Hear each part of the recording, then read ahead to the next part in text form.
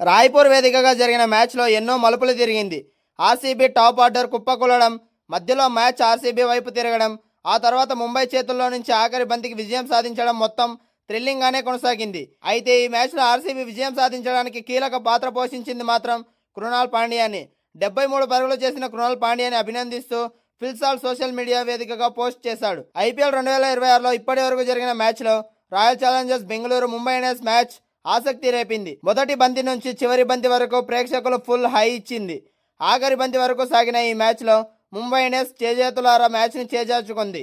RCB thrilling victory సాధించింది. ఈ మ్యాచ్లో కృణాల్ పాండ్యా ఇన్నింగ్స్ చాలా ప్రత్యేకంగా నిలిచింది. ఓడిపోయే మ్యాచ్ను ఆఖరి వరకు తీసుకొచ్చిన క్రెడిట్ మాత్రం కృణాల్ పాండ్యాకే దక్కుతుంది.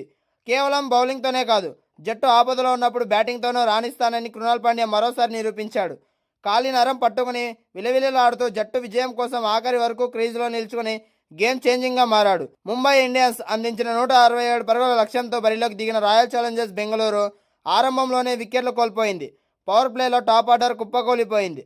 5.1 ఓవర్లలో కేవలం 39 పరుగులకే 3 వికెట్లు కోల్పోవడంతో జట్టు మేనేజ్మెంట్ కృణాల్ పాండ్యాని మిడిల్ ఆర్డర్లో బ్యాటింగ్కి పంపింది. కృణాల్ పాండ్యా, జాకబ్ బెతల్ కలిసి మ్యాచ్ను నిలబెట్టారు. ఈ ఇద్దరు 42 బంతుల్లో 55 పరుగుల భాగస్వామ్యం నెలకొల్పారు. 27 పరుగులు చేసిన జాకబ్ బెతల్ అవుట్ అయినా కృణాల్ పాండ్యా జట్టు బాధ్యతలను తన భుజాలపై వేసుకున్నాడు.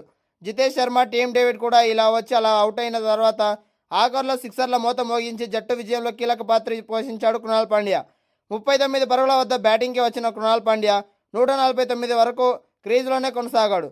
అంటే 110 పరుగుల వరకు క్రీజులోనే ఉంటూ వికెట్ కాపాడుకుంటూ వచ్చాడు. 46 బంతులు ఆడిన పాండ్యా 4 ఫోర్లు 5 సిక్సర్లతో 73 పరుగులు చేసి జట్టు విజయానికి 18 పరుగుల దూరంలో ఉన్నప్పుడు వికెట్ కోల్పోయాడు. కృణాల్ పాండ్యా ఇన్నింగ్స్ ముంబై ఓటమికి ప్రధాన కారణమని చెప్పొచ్చు. ఆర్సీబీ ప్లేయర్ ఫిల్ సాల్ట్ కూడా కృణాల్ జట్టు క్లచ్ ప్లేయర్ అంటూ సోషల్ మీడియా వేదికగా అభినందనలు కూడా తెలిపాడు.